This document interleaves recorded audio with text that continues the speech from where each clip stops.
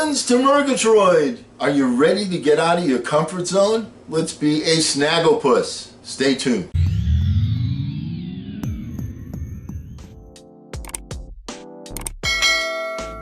Hello again, everyone. I'm Eli's dad with Project Eli, where we educate, we lead, and we inspire.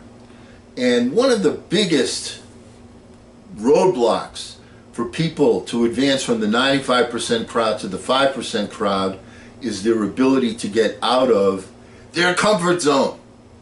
Or as Snagglepuss would put it, exit, stage left. That's what we want to do. That's what we're going to talk about today and on our next video as well. I'm going to give you some ways to get out of your comfort zone, so let's get right to it. The first thing you have to do is you have to show up. You have to be there. You have to recognize that you are uncomfortable with where you are right now today. You are in the position you're in right now today because of all the things that you've done up until this point. Well, duh. So the point is, you have to get to the point where you're saying to yourself, you know what? I'm sick and tired of being sick and tired. And the way that you do that is by showing up and recognizing that. And how do you do that? By reflection. You have to reflect on your motivations and get a clear reason why you want to get the heck out of that zone that you're in right now. You know, there's different ways to do that. The best way that I've been preaching from this pulpit is to give yourself some quiet thinking time and to visualize and to imagine what could be. How can I get there? What can I do? And you've got to take some action towards that end. The first form of action that you have to take is you have to write down your goal. What's the direction that you want to move your life? Where do you want to be? You need to remind yourself every single day of your goal and why you want to achieve it. Why is writing it down so absolutely critical? Because first of all, the steps that you want to take are not complicated steps. You're not creating a spacecraft that's going to land on Mars. What you're doing is you're taking a small little step. And these steps are simple.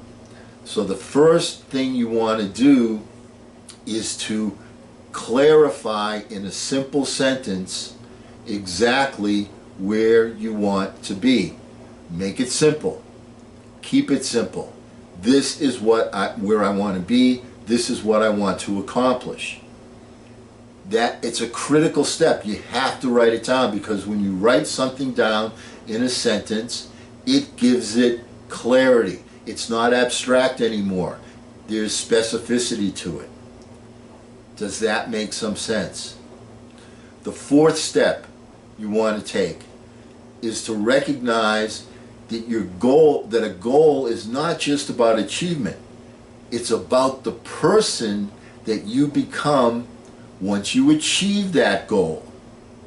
Let me give you an example. There was a young man that I worked with that was a real carefree individual, and there was an opening at work that he wanted to pursue. And he got it. He got it. He achieved that goal of the new position. Now, when he was just one of the guys on the team, you know, he was carefree, didn't, very loose, so on and so forth. The young guy in his 20s. But once he got the position, then his personality changed for the better. He embraced the responsibility associated with that position. That changed him as an individual, and he became more productive, not only himself, but he got the team to be more productive. Because when he himself became more productive, he was leading by example, and he was in a position where he could ask people to do what he himself was doing. Before that, when he was happy-go-lucky, just, I don't care, I'm going to do it. At that point, who wants to follow somebody like that? The person that you want to follow, the leader, has to lead by example. Every new goal demands a new version of you to show up, a new identity. So you got to ask yourself, who must I become in order to be successful in that position? Describe yourself with the qualities of that person. See yourself as that person and behave as who you wish to become tomorrow. That's kind of playing it forward, isn't it? Fifth step, build up your confidence and growth mindset. Accept the idea that you can figure something out. You can make it happen. And you take one small action in the direction of your goal, and what happens? We've talked about this before. Getting to the starting line. You get to the starting line, you get to a roadblock, and then new opportunities, new ways to solve the issue suddenly appear. That's the key thing. Most people, as we've screamed from this very pulpit, want to wait until they have every single duck in a row.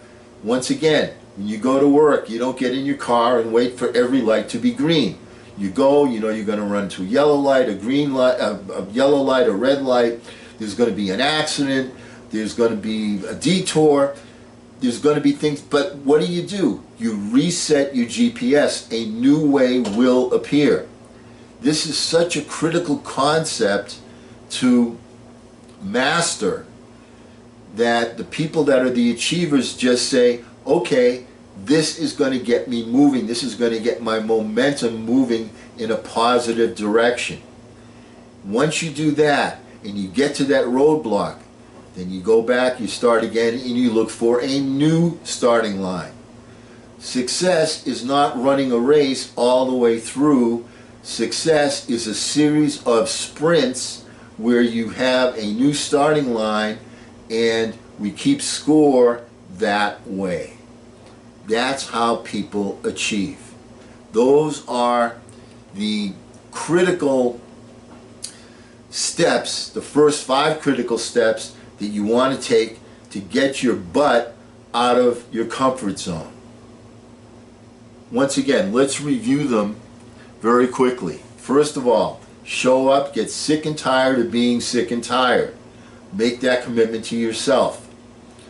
Then reflect on where you are and where you want to be. Third step, write it down. Have a simple goal, a simple objective.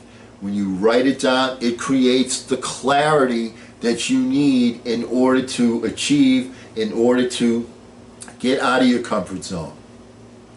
4, recognize that achieving the goal is not the end all. The end all is changing who you are, who you want to become, the person who you must become. So you're shifting your identity from where you are to that person you want to become. And 5th, building up your confidence and your growth mindset. Make it happen.